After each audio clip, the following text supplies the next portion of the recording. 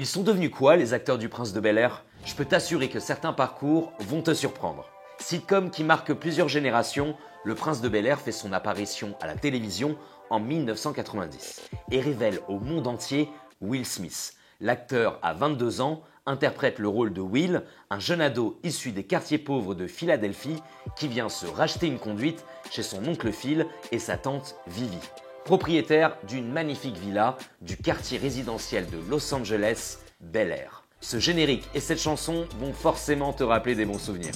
Now this is a story all about how my life got flipped, turned upside down, and I'd like to take a minute, just sit right there. I'll tell you how I became the prince of a town called Bel-Air.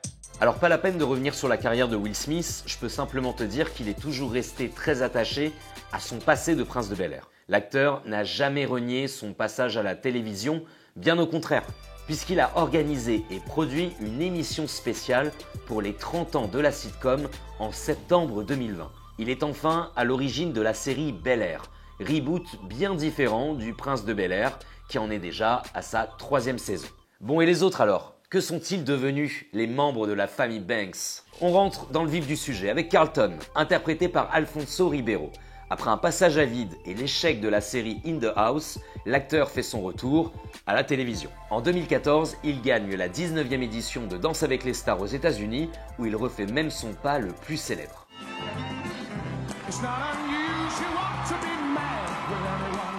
Et en parlant de danse, l'acteur attaque le jeu vidéo Fortnite, oui, qu'il accuse de plagiat.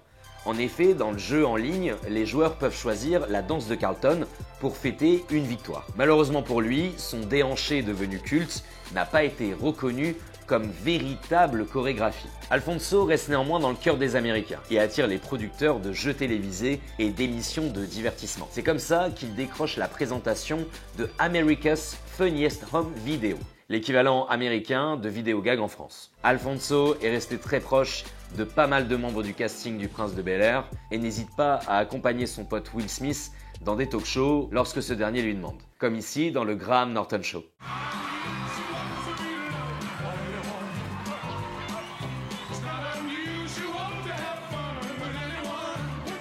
Attends, pause. Tu as reconnu le mec derrière les platines? Eh ouais, c'est le DJ Jazzy Jeff, aka Jazz dans la série, ou le mec qui se faisait toujours virer de la maison par l'oncle Phil. Lui et Will Smith ne se sont jamais vraiment quittés. En 1999, il réalise le nouvel album de l'acteur-rappeur, Willennium, où on retrouve le titre Wild Wild West.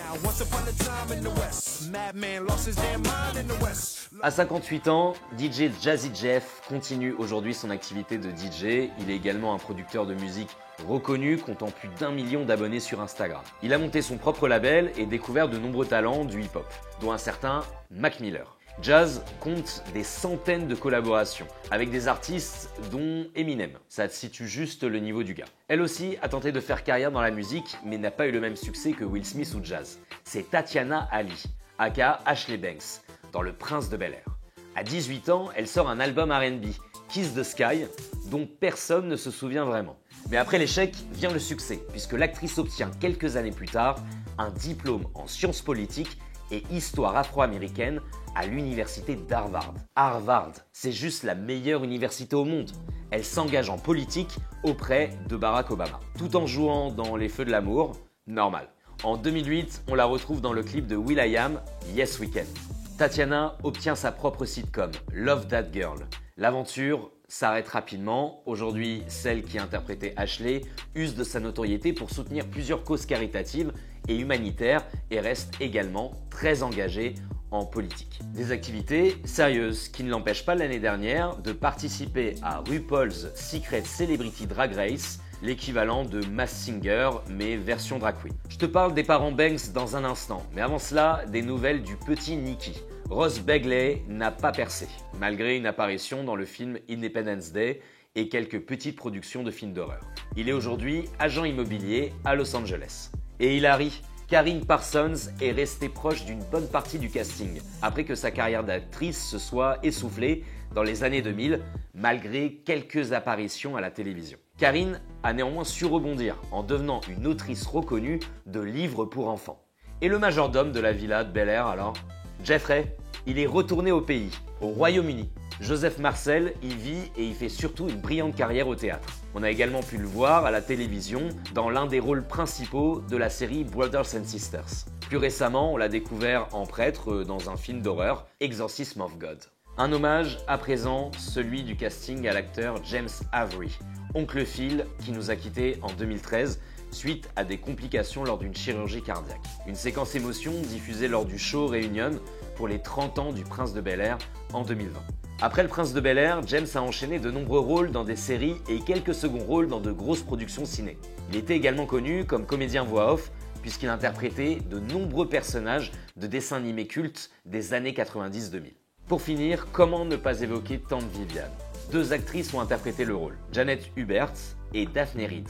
Janet a été écartée du Prince de Bel-Air après 3 saisons. Problèmes personnels, négociations houleuses avec la production, mésentente avec Will Smith ont eu raison de son aventure dans la série. En 2011, elle sort ses mémoires pour tacler dans les règles de l'art la série et Will Smith. 6 ans plus tard, elle déclare dans une interview qu'il est temps de se présenter des excuses mutuelles. Cette fameuse conversation a eu lieu 2 ans plus tard, en 2020, sous l'œil bien évidemment des caméras. I could not do a 30-year celebration of this show and not celebrate you.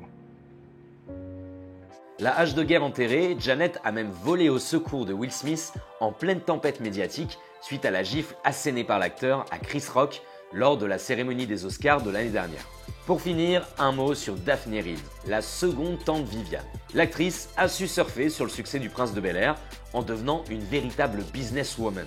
Bien qu'elle soit toujours actrice, Daphne s'est lancée dans la mode et est devenue styliste et photographe. Aujourd'hui, elle propose encore à la vente des photos de porte prises lors de ses nombreux voyages. Elle a sa propre marque de masques pour le visage, de livres de cuisine, de tote bags.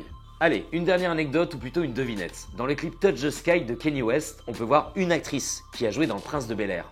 Mais qui? Tu l'as reconnue? Eh oui, c'est bien Nia Long, l'actrice qui joue Lisa, la petite amie de Will, dès la saison 5 du Prince de Bel-Air. Depuis, elle enchaîne les rôles à la télévision et s'en sort plutôt bien. N'hésite pas à nous dire quel était ton perso préféré et je te laisse sur l'hommage de Soprano et DC's à cette série qui a définitivement marqué toute une génération. Et on danse à la Carlton. Danse à la Carlton.